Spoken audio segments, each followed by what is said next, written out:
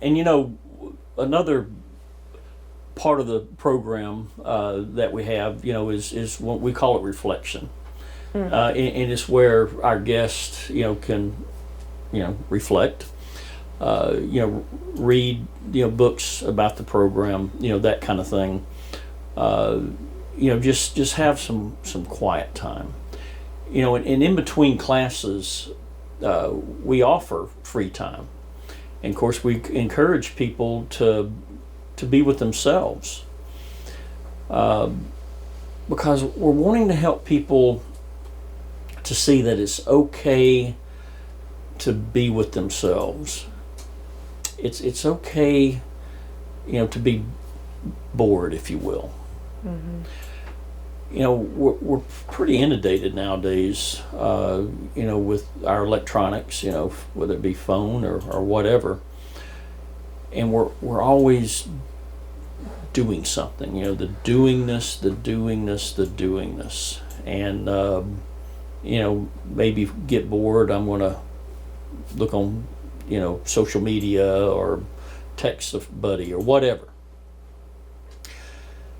Seldom do we have time just to be with ourselves. And for some of us, a lot of us, we don't like spending time with just ourselves. We have that, that boredom, if you will.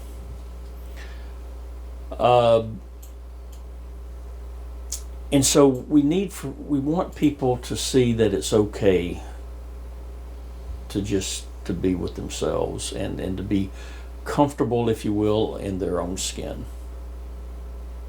Yeah, what we see a lot is folks that that have this deep fear that if they really get to know what's there at the core of their being, that they'll find someone that is unworthy and unlikable and lacking in some way. And that is just never the truth. That is never the case. And you're not able to see yourself in your full resilience with all of this innate health and this innate value that you were born with, unless you have the occasion to sit and become acquainted with yourself. We're always trying to dodge and stay busy and keep moving, so we don't have to sit and experience our own thinking, our own feelings, our own presence.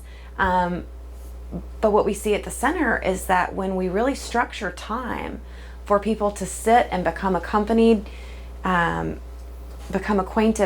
with themselves, that they're pleasantly surprised that what's underneath all of the drugs and all of the alcohol and all of the acting out and all the behaviors and all the dodging and all the trying to stay busy and all the trying to stay distracted, that what is underneath all of that is a person who is innately valuable, innately worthy, innately healthy, and that it's someone worth protecting and worth taking care of, and that it's okay to sit with yourself.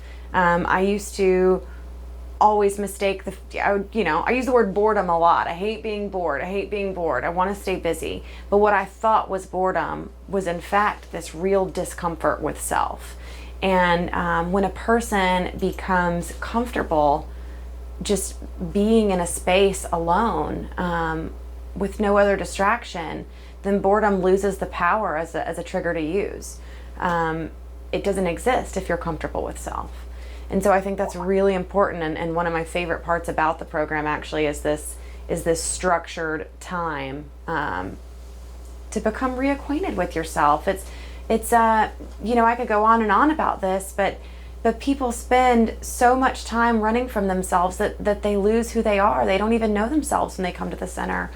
We hear so many guests that graduate that talk about learning who they are for the first time in a long time, what kind of music they like, how they like to dress, how they like to speak, how they like to spend their time. They've never even stopped and gotten quiet for long enough to assess those things, away from the influences of drugs and alcohol, away from the influences of other people. Who am I? What does it feel like when I'm just sitting with myself? It's like developing this relationship for the first time, and it's really beautiful to watch, and it's a really important part of the recovery process in our program. Yeah, no, I agree.